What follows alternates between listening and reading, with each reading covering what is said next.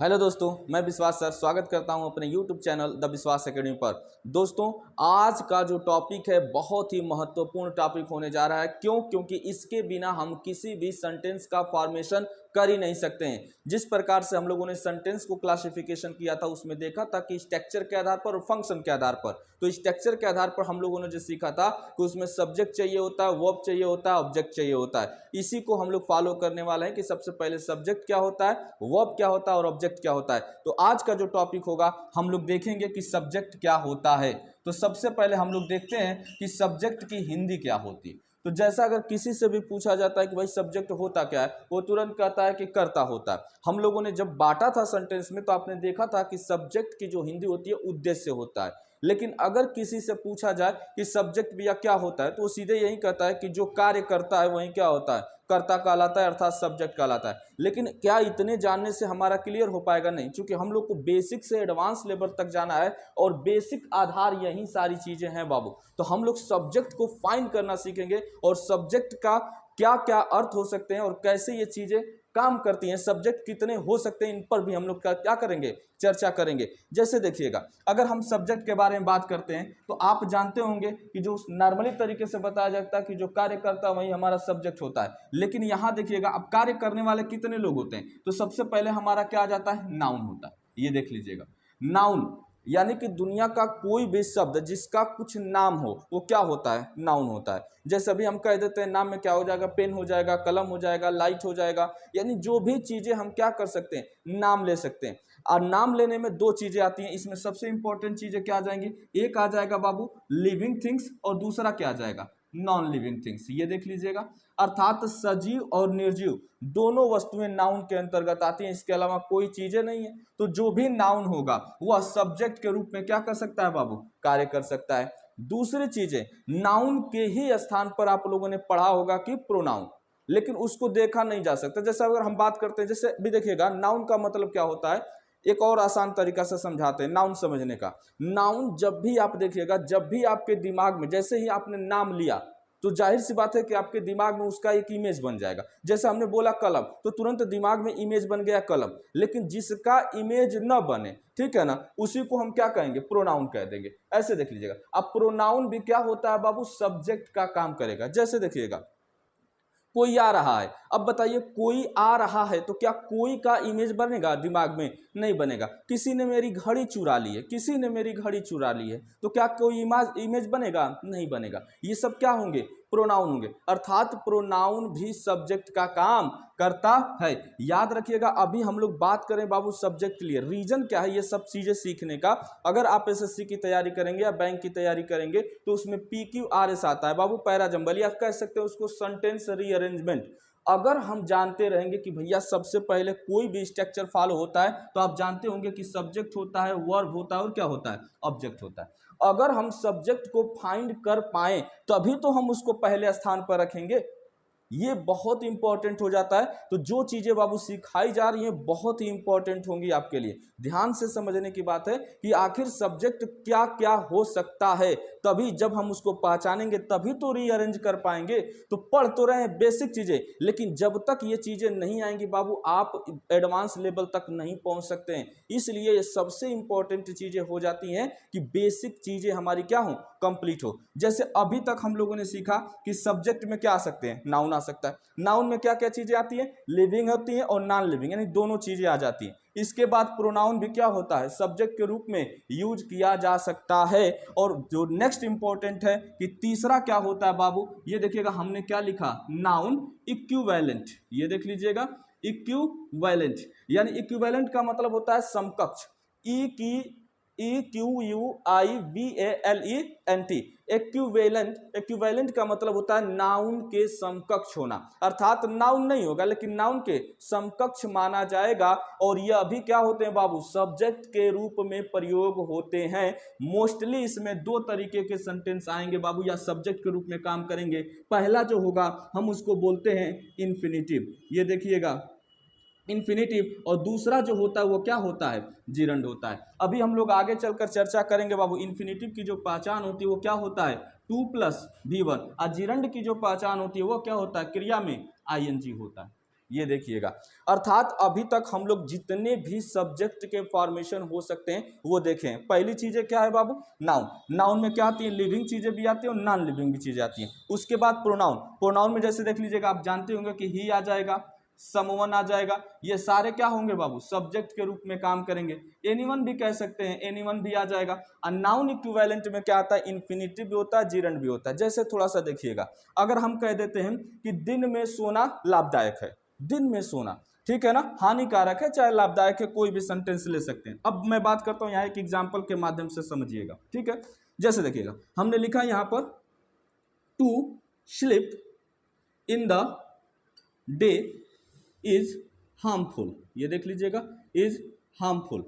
अब बात कर लेते हैं, देखिएगा यही ये नाउन इक्विवेलेंट सब्जेक्ट के रूप में कार्य कर रहा है बाबू। जैसे देखिएगा, भाई क्या हानिकारक है, तो सबसे इंपॉर्टेंट क्या हो गया, टू स्लीप। ये टू स्लीप है क्या, नाउन इक्विवेलेंट है बाबू। ये नाउन के रूप में यूज हुआ है, लेकिन किस रूप में यूज हुआ है, ये सब्जेक्ट के रूप में। अगर हम आगे चलेंगे तो बाबू ये इन्फिनिटिव है क्या, वर्ब के ही नॉन फाइनाइट वर्ब में इन्फिनिटिव और जिरंड आते हैं। हम लोग उसकी भी चर्चा करेंगे जब वो भी वर्ब का टॉपिक आएगा तब। अभी फिलहाल हम लोग किस पर बात कर रहे हैं, सब्जेक्ट के रूप पर बात कर रहे हैं कि सब्जेक्ट के कितने फॉर्म हो सकते हैं। सबसे इंपॉर्टेंट चीजें हम लोगों ने सीखा कि सब्जेक्ट के रूप में नाउन, प्रोनाउन और नाउन इक्विवेलेंट, इतने चीजें हैं जो सब्जेक्ट के रूप में यूज की जाती हैं। अब हम एक चीज बता रहे हैं बाबू, एकदम आसानी से समझा देते हैं। ये तो रहा आपका फॉर्मेशन, सारी चीजें समझने के लिए, नोट्स बनाने के लिए, जो भी चीजें, लेकिन वास्तव में कैसे हम समझेंगे, अपने शब्दों में हम वो बता रहे हैं कि आप कैसे सब्जेक्ट को फाइंड करेंगे। अर्थात जो हम लोग का नेक्स्ट होगा, इसको देखिएगा कि हाउ टू फाइंड, ये देखिएगा a subject, how to find a subject. बहुत ही आसान तरीका है बाबू। कोई भी अगर कितना भी बड़ा सेंटेंस दिया गया हो, अगर हमें उसमें सब्जेक्ट फाइंड करना होगा तो केवल एक तरीका अपनाइएगा। दुनिया का कोई भी बड़ा से बड़ा सेंटेंस हो, छोटा से छोटा सेंटेंस हो, आप उसमें सब्जेक्ट को फाइंड कर सकते हैं मात्र एक कार्य करके। प्रश्न क्या करना है बाबू, हमें हिंदी में पहले समझ लीजिएगा, फिर उसके बाद हम अंग्रेजी के भी बारे में बात करेंगे। हु या कौन, हु का मतलब क्या होता है, कौन। कोई भी वाक्य दिया गया हो उसमें कौन लगाकर प्रश्न कर दीजिए, और जो उत्तर आपको मिलेगा वही आपका क्या हो जाएगा, सब्जेक्ट हो जाएगा।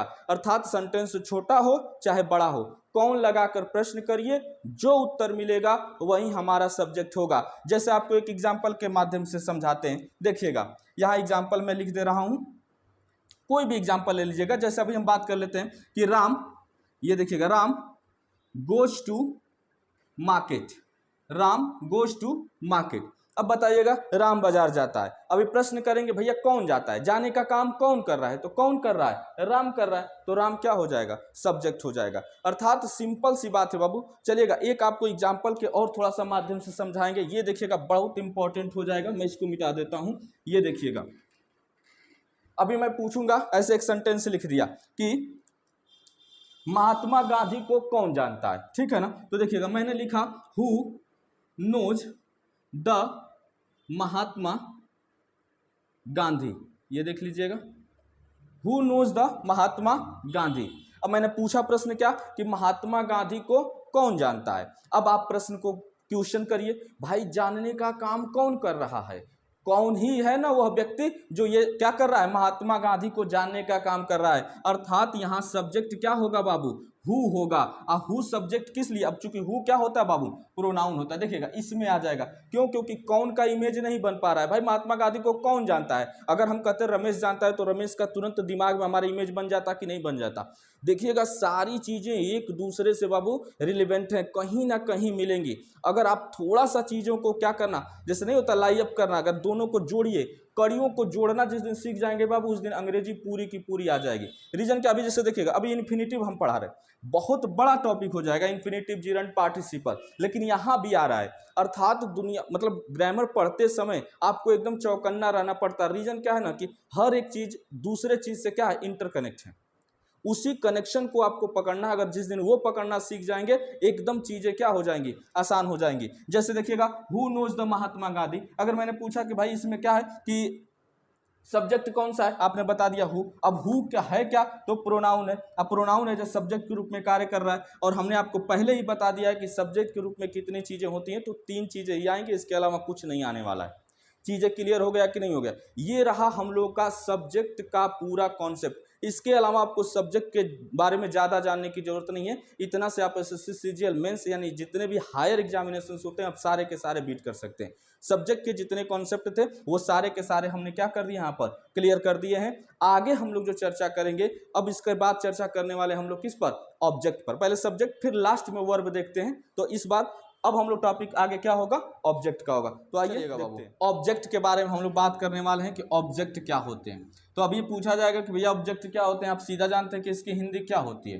कर्म होता है। ऑब्जेक्ट का मतलब कर्म होता है। हो जाएगा कि नहीं हो जाएगा? अब बात आती है कि भैया इसकी डिफिनेशन आखिर ऑब्जेक्ट कहते किसे हैं, कब कब ये यूज होते हैं और कैसे हम ऑब्जेक्ट को पहचानेंगे कि हाँ यह सेंटेंस में ऑब्जेक्ट है। पहले एक चीज मैं आपको बता रहा हूं, जैसे देखिएगा हमने सीधा लिखा कि ही गोज टू मार्केट, वह बाजार जाता है।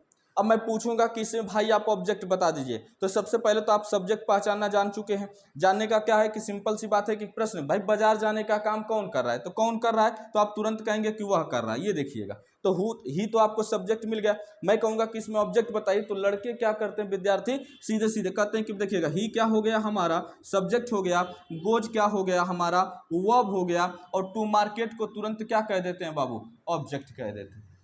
ये सबसे बड़ी दिक्कत है। अब रीजन क्या है थोड़ा सा समझेगा। अगर हम इसको ऑब्जेक्ट मानते हैं तो ऑब्जेक्ट होगा तो इसका जाहिर सी बात है कि पैसिव वॉइस बनेगा, क्योंकि सब्जेक्ट भी देखिएगा यही चीजें समझने वाली है बाबू। रीजन क्या है कि थोड़ा सा देखिएगा कि सब्जेक्ट के दो फॉर्म, एक एक्टिव भी फॉर्म होता है, एक पैसिव भी फॉर्म होता है। पैसिव में आप जानते होंगे कि जो ऑब्जेक्ट होता है उसी को सब्जेक्ट बना दिया जाता है, वो भी एक तरीका होता है सब्जेक्ट को। क्यों? क्योंकि जब सेंटेंस रीअरेंजमेंट आता है ना, तो आपको पता होना चाहिए कि आखिर यह एक्टिव फॉर्म में है कि पैसिव फॉर्म में। पैसिव में होगा तो ऑब्जेक्ट ही तो सब्जेक्ट बना दिया जाता है उसमें। तो ये भी ध्यान देने वाली चीज है, आगे इस पर भी चर्चा किया जाएगा। फिलहाल ये देखिएगा, अगर हम इसको ऑब्जेक्ट मानते हैं तो मानेंगे, जैसे कोई भी विद्यार्थी अगर इसको ऑब्जेक्ट मानेगा तो जाहिर सी बात है उसका पैसिव वॉइस बनाएगा। तो ये बताइएगा क्या इसका पैसिव वॉइस बनेगा? नहीं बन सकता है। बाजार उसके द्वारा जाया जाता है, क्या कभी संभव होगा कि बाजार ही उसके द्वारा चला जाएगा? नहीं हो सकता ये। और जब नहीं हो सकता तो इसका मतलब ये ऑब्जेक्ट बाबू क्या है? नहीं है। तो ऑब्जेक्ट नहीं है तो ये है क्या? तो ये इसी को बोला जाता है बाबू फ्रेज, जो अभी आगे भी चर्चा करेंगे हम लोग फ्रेज पर और क्लाज पर। ये बातें याद रखिएगा। ये जो 5 चीजें हमने कल पिछली की कक्षा में आपको बताया था कि सब्जेक्ट, वर्ब, ऑब्जेक्ट, उसके बाद फ्रेज और क्लाज, अगर ये पांचों चीजें सीख गए तो आगे की अंग्रेजी बहुत ही आसान होगी बाबू। बेसिक चीजें अगर आज जिस दिन आपको आ गया उस दिन कितना भी बड़ा से बड़ा होगा, क्योंकि इन्हीं चीजों से ही मिलकर वो सारे के सारे बने हैं। तो हमको सबसे पहले प्रायोरिटी देनी है बेसिक चीजों पर। इसको क्या बोला जाता है? फ्रेज बोला जाता है। फ्रेज में भी कौन सा फ्रेज होगा? प्रीपोजिशनल फ्रेज होगा। फ्रेज कितने प्रकार के होंगे? Noun phrase, adjective phrase, adverb phrase, अब प्रीपोजिशन फ्रेज। ये सारे के सारे चर्चा जब हम फ्रेज अभी पढ़ाएंगे तो उसमें आपको बताएंगे। घबराने की बिल्कुल बात नहीं है, चीजें आसानी से समझ में आएंगी आपको, ठीक है ना। अभी फिलहाल हमको देखना क्या है? ऑब्जेक्ट के बारे में। ऑब्जेक्ट सिंपल सी बात है, हमने क्या बताया कि सबसे पहले तो हमें जानना होगा कि कौन ऑब्जेक्ट है और कौन नहीं है। क्यों? क्योंकि नहीं जानेंगे तो हम एक्टिव वॉइस पैसिव वॉइस बना ही नहीं सकते। अर्थात पढ़ तो रहे हैं ऑब्जेक्ट, लेकिन आपका आधार कहां तैयार हो रहा है? एक्टिव एंड पैसिव वॉइस में। इसीलिए इंपॉर्टेंट हो जाती है चीजें। यहां हम लोग सीख रहे हैं कि ऑब्जेक्ट कैसे पहचानेंगे और ऑब्जेक्ट होते कितने प्रकार के हैं। तो सबसे पहले बाबू देखिएगा, मैं यहाँ लिख भी देता हूं हिंदी में, थोड़ा सा ध्यान से समझिएगा क्योंकि रीजन है बाबू। अगर ये जिस प्रकार से मैं हूबहू बता रहा हूं एकदम उसी तरह पढ़िएगा, एकदम आसान हो जाएगी। जैसे देखिएगा ऑब्जेक्ट क्या होते हैं मैं पहले बता देता हूं और कैसे नहीं होते। देखिएगा किसी भी नाउन, ये देखिएगा नाउन या प्रोनाउन के पहले प्रीपोजिशन का प्रयोग हो तो वह उस वर्ब का ऑब्जेक्ट नहीं हो सकता। ये देखिएगा बहुत ही इंपॉर्टेंट है बाबू, ठीक है ना। यानी कि किसी भी वर्ब के आगे, याद ध्यान से समझिएगा, यहाँ या ऐसे मैं लिखवा दिया हूं कि नाउन या प्रोनाउन के पहले, लेकिन होना स्पेशली ये भी चाहिए कि किसी भी वर्ब के बाद यदि प्रीपोजिशन लग जाए तो उसके बाद आने वाला सब्जेक्ट इस वर्ब का कभी भी ऑब्जेक्ट नहीं होता है। और जब ऑब्जेक्ट नहीं होता है तो इसका पैसिव वॉइस नहीं बन सकता है। चीजें क्लियर हो रही होंगी।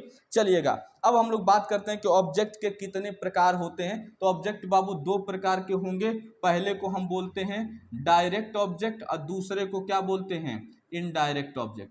समझने का प्रयास करिएगा, बहुत ही आसान शब्दों में सिखाएंगे। अगर आपसे कोई पूछे कि ऑब्जेक्ट कितने प्रकार के होते हैं तो दो प्रकार के हो जाएंगे। डायरेक्ट ऑब्जेक्ट का मतलब सीधा होता है बाबू नॉन, ये देखिएगा नॉन लिविंग थिंग्स, ये देखिएगा यानी कि निर्जीव वस्तु हो जाएगा। इनडायरेक्ट का मतलब क्या हो जाएगा, लिविंग थिंग्स हो जाएगा, यानी कि सजीव वस्तुएं हो जाएगा। यानी कि अगर कोई डायरेक्ट और इनडायरेक्ट के बारे में बात करें तो डायरेक्ट का मतलब नॉन लिविंग थिंग्स यानी कि निर्जीव वस्तु होता है, और इनडायरेक्ट का मतलब क्या होता है, लिविंग थिंग्स होता है अर्थात सजीव वस्तु होता है। अगर बात आ जाती है कि एक वाक्य में अगर दोनों ऑब्जेक्ट दिए गए हों तो इनका क्रम क्या होना चाहिए। देखिएगा ध्यान से सुनिएगा, सारी चीजें ये सुनने के लिए ही है। रीजन क्या है कि भाई आप कितना नोट्स बनाओगे, दिमाग में चीजें आसानी से समझ में आ जाए, ये इंपॉर्टेंट है हमारे लिए, ठीक है ना। तो ध्यान से सुनिएगा, जब भी बात आएगी बाबू कि अगर डायरेक्ट और इनडायरेक्ट दोनों ऑब्जेक्ट दे दिए गए हों, जैसे देखिएगा मैंने, ये देखिएगा मैं एक एग्जांपल लिख दे रहा हूं कि I gave him a book. Hindi देखिएगा बाबू, I gave him a book, मैंने उसे एक किताब दिया। सबसे पहले चीजें हमने क्या बताया था कि ऑब्जेक्ट को पहचानेंगे कैसे, ठीक है ना। तो देखिएगा अगर प्रीपोजिशन लग गया होगा तो ऑब्जेक्ट नहीं होगा। अनदर चीजें देखिएगा कि कोई भी सब्जेक्ट हो, जिस प्रकार से हमने सेंटेंस में कौन लगाकर प्रश्न किया था तो सब्जेक्ट मिला था, इसी तरह यहां क्या और किसे लगाकर प्रश्न करिएगा, जो उत्तर मिलेगा वही हमारा ऑब्जेक्ट होगा। क्या और किसे लगाकर प्रश्न करना है बाबू, व्हाट और whom। ये देखिएगा ये दोनों को लगाकर क्वेश्चन, कोई भी वाक्य में आप इन दोनों व्हाट और whom को लगाकर प्रश्न करेंगे, जो उत्तर मिल जाएगा वही आपका क्या हो जाएगा, ऑब्जेक्ट हो जाएगा। जैसे देखिएगा मैंने उसे एक किताब दिया, तो क्या दिया, क्या दिया, व्हाट गिवन, तो क्या दिया है बाबू, एक किताब। इसका मतलब ये भी हमें क्या मिल गया, ऑब्जेक्ट मिल गया। अच्छा ये बताए किसे दिया, तो किसे दिया, उसे दिया, अर्थात ये भी हमारा ऑब्जेक्ट हो गया कि नहीं हो गया। अर्थात एक ही वाक्य में दो ऑब्जेक्ट दिखे कि नहीं दिखे, ये दोनों ऑब्जेक्ट क्या होते हैं, एक डायरेक्ट होगा एक इनडायरेक्ट होगा। अगर मैं पूछूंगा कि इसमें से डायरेक्ट कौन है तो आप तुरंत कहोगे कि ये बुक क्या है, निर्जीव वस्तु है, तो ये क्या हो जाएगा, डायरेक्ट हो जाएगा। हिम मतलब उसे, सजीव है, तो ये क्या हो जाएगा, इनडायरेक्ट हो जाएगा। चीजें क्लियर हो रही हैं। फिर से सुनिएगा, अगर आपसे कोई पूछ दे कि दोनों के दोनों ऑब्जेक्ट एक ही सेंटेंस में दे दिए गए हों तो नियम क्या कहता है, रूल क्या कहता है कि सबसे पहले हम किसे रखेंगे बाबू, इनडायरेक्ट ऑब्जेक्ट को रखेंगे। नियम हमारा यह कहता है कि अगर कोई भी वाक्य में डायरेक्ट और इनडायरेक्ट दोनों ऑब्जेक्ट दे दिए गए हों तो सबसे पहले हम किसे रखेंगे, इनडायरेक्ट ऑब्जेक्ट को रखेंगे, उसके बाद डायरेक्ट ऑब्जेक्ट को रखेंगे। ये तो रहा नियम। लेकिन अगर कोई उदंड विद्यार्थी, ठीक है ना, अगर चाहे कहे कि नहीं सर हम हिम को हम बाद में रखना चाहते हैं, तब भी हम कहेंगे कि चलो कोई बात नहीं है, तुमको बाद में रखना है रख देना, लेकिन उससे पहले आपको टू का प्रयोग करना होगा। जैसे देखिएगा हमने सीधा कहा कि आई गेव अ बुक, मैंने किताब दिया, एक किताब दिया, किसे दिया, उसे दिया। यहाँ पर टू हिम लगा दीजिएगा, सारे के सारे चीजें क्या हो जाएंगी, क्लियर हो जाया करेंगी। कोई दिक्कत की बात नहीं है, एकदम आसानी से चीजें समझ में आ जाएंगी। तो जिस प्रकार आपने देखा कि ऑब्जेक्ट क्या होते हैं बाबू, मैं फिर से हल्का सा रिवीजन करता हूं। ऑब्जेक्ट होते हैं दो प्रकार के, डायरेक्ट और इनडायरेक्ट हो जाते हैं। इसके बाद कि कैसे पहचानेंगे कि ऑब्जेक्ट है कि नहीं है, तो अगर किसी भी वर्ब के बाद प्रीपोजिशन लग जाए और उसके बाद आने वाला शब्द इस वर्ब का कभी भी ऑब्जेक्ट नहीं हो सकता। और जब ऑब्जेक्ट नहीं होगा तो होगा क्या, तो हम उसे क्या कहेंगे, फ्रेज कहेंगे। नियम लिखवाने के लिए हमने लिखवा दिया है कि वर्ब के बाद आ जाए, चाहे नाउन और प्रोनाउन के पहले यदि कोई प्रीपोजिशन का प्रयोग हो तो ध्यान रखिएगा कि वह उस वाक्य का या वह उस वर्ब का सब्जेक्ट हो ही नहीं सकता है, वह फ्रेज ही होगा, कभी भी ऑब्जेक्ट नहीं होगा।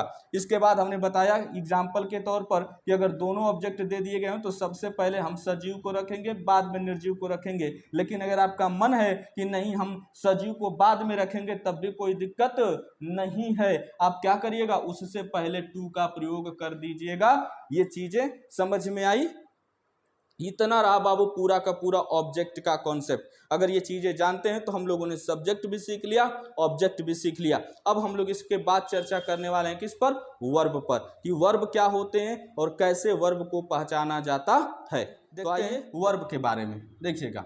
वर्ब, सबसे पहले तो हम वर्ब की डिफिनेशन के बारे में चर्चा कर लेते हैं। हाँ, थोड़ा सा पढ़ने के लिए इसके प्रोनाउंसिएशन पर भी ध्यान दे लेते हैं बाबू, बहुत बच्चे गलती इसका प्रोनाउंसिएशन करते हैं। हम आपको बता रहे हैं सबसे पहले आर का प्रोनाउंसिएशन का नियम, ध्यान से सुनिएगा, क्योंकि जो भी चीज़ें होती है कुछ लोग इसको वर्ब भी पढ़ते हैं, र का प्रोनाउंसिएशन कर देते हैं, ऐसा कुछ है नहीं। ये जो लिखा गया है ना बाबू, बस हमको कितना पढ़ना है, व अब ब, क्या पढ़ेंगे, वब वब वब। आ रहा है चीज़ें समझ में ना, क्यों, क्योंकि अगर आर के बाद, ध्यान से सुनिएगा, आर को र तभी पढ़िएगा जब उसके बाद कोई वावेल लगा हो। आर को र तभी पढ़ा जाता है जब उसके बाद कोई वावेल लगा हो, अन्यथा आर को र नहीं पढ़ा जाता है। जिस प्रकार आप देखते होंगे, यहां से देखिएगा MAHNDRA, ये देखिएगा, ये महेंद्र ही लिखा है, बस केवल महेंद्र, ये देखिएगा महेंद्रा नहीं लिखा है, लेकिन हम र को, आर को र तभी पढ़ेंगे जब इसके बाद कोई वावेल लगा है, इसलिए इसका प्रोनाउंसिएशन क्या होता है, वर्ब होता है। नियम याद रखेंगे तो पूरा का पूरा चीजें क्लियर हो जाया करेंगी। तो ये प्रोनाउंसिएशन क्या है, वर्ब।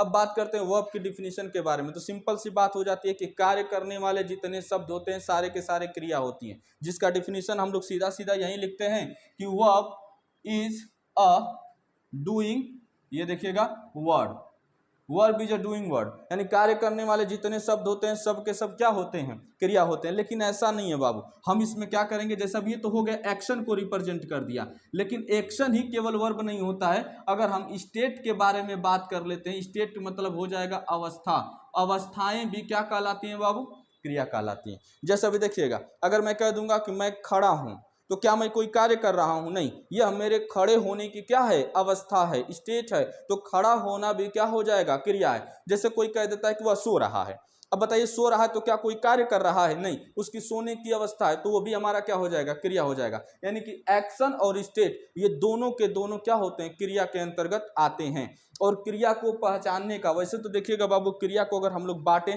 तो किताबों में पहले ऐसे लिख देता है कि एक मेन वर्ब है, एक हेल्पिंग वर्ब, मेन वर्ब, इस तरह कर कर खत्म। कई कई किताबों में ऐसे लिखा जाता है कि फाइनाइट वर्ब है, नॉन फाइनाइट वर्ब है, फिर फाइनाइट वर्ब को 5 भागों में बांटता है, जिसमें ट्रांजिटिव होता है, इंट्रांजिटिव होता है, ऐसे कर कर transitive, intransitive, to be verb, auxiliary verb, phrasal verb, फिर उसके बाद इन्फिनिटिव, जिरंड पार्टिसिपल, ये सारे के सारे आपको वर्ब के टाइप्स में मिलेंगे। लेकिन हम लोगों को टाइप्स से कोई मतलब नहीं है। रीजन क्या है, कितने टाइप्स के होते हैं वर्ब, कुछ नहीं, हमको आसान चीजों में समझना है। जब हम लोग वर्ब, पहले तो बेसिक शुरू करेंगे बाबू वर्ब का, उसके बाद एडवांस वर्ब पढ़ा जाएगा, तो घबराने की बात नहीं है। फिलहाल यहाँ केवल रिकॉग्नाइजेशन पढ़ रहे हैं, पहचान पढ़ रहे हैं कि कैसे आप रिकॉग्नाइज करेंगे कि यह वर्ब है कि नहीं है। तो देखिएगा, अगर हम बात करते हैं वर्ब के बारे में, तो verb is a doing word, कार्य करने वाले जितने शब्द होते हैं वो हमारे सभी के सभी क्या कहलाते हैं, क्रिया कहलाते हैं। अब क्रिया में एक्शन आता है और स्टेट भी आ जाता है, ये दोनों के दोनों क्या होते हैं, क्रिया होते हैं। देखिएगा पहचानना, अगर मैं बात करता हूं कि how to find a verb, ठीक है ना, कि इन एनी सेंटेंसेस, किसी भी वाक्यों में हम कैसे पहचानेंगे कि वर्ब है। सिंपल सा एक छोटा सा तरीका है बाबू, जिस शब्द के अंत में, ध्यान से सुनिएगा, मैं थोड़ा सा लिख भी दे रहा हूं, यहां देखिएगा, जिस शब्द के अंत में हम क्या, ना, नी, ने लगा पाए, ये देख लीजिएगा बाबू, इतना है, बस समझने के लिए है, घबराने की बात नहीं है, ठीक है ना। यानी जिस शब्द में आप ना, नी, ने लगा दोगे वहीं हमारी क्या हो जाएगी, क्रिया हो जाएगी। जैसे देखिएगा, लिखना, गाना, सोना, पढ़ना, याद करना, भूलना, बोली लगाना, कोई भी क्रियाएं होंगी, याद रखने की चीज क्या है बाबू, उसमें ना, नी, ने आप लगा सकते हो। लेकिन अभी जैसे देखिएगा, अगर मैं कह दूंगा कि ये देखिए लिखा हूं बाजार, क्या आप इसमें किसी भी तरीके से ना, नी, ने लगा सकते हैं, नहीं लग सकता, इसलिए यह क्रिया नहीं है। देखिएगा अब नियम क्या होता है कि क्रियाएं क्या होती हैं, नाउन के रूप में कार्य कर सकती हैं, लेकिन कोई भी नाउन क्रिया के रूप में कार्य नहीं करता है। लेकिन कुछ शब्द हैं बाबू जो नाउन से क्रिया बन जाती है या उसको बनाया जाता है। जैसे देखिएगा बाबू, कुछ एग्जांपल है, घबराने की बात नहीं है, सारे के सारे चीजें समझेंगे ना तभी क्लियर हो पाएगा। जैसे वाटर, वाटर का मतलब पानी होता है, लेकिन जब हम इसको क्रिया बनाते हैं ना तो वाटरिंग कर देते हैं। जैसे देखिएगा, मैसेज क्या है बाबू, नाउन है ना, मैसेजिंग, मैसेज का, मैसेज करना, यानी कि कुछ नाउन्स होते हैं बाबू जिसको हम क्रिया के रूप में प्रयोग करते हैं, कुछ चीजें ऐड कर कर या हूबहू। चीजें समझ में आ रही हैं। लेकिन अगर हम बात करते हैं कि जितनी भी क्रियाएं होती हैं वो सभी के सभी नाउन हो सकती हैं। जैसे अभी हमने क्या बताया, अगर मैं कह देता था कि smoking is injurious to health, smoking धूम्रपान करना सेहत के लिए क्या है, हानिकारक है। स्मोकिंग बोला, वह किस रूप में, क्रिया तो है लेकिन नाउन के रूप में प्रयोग किया गया है।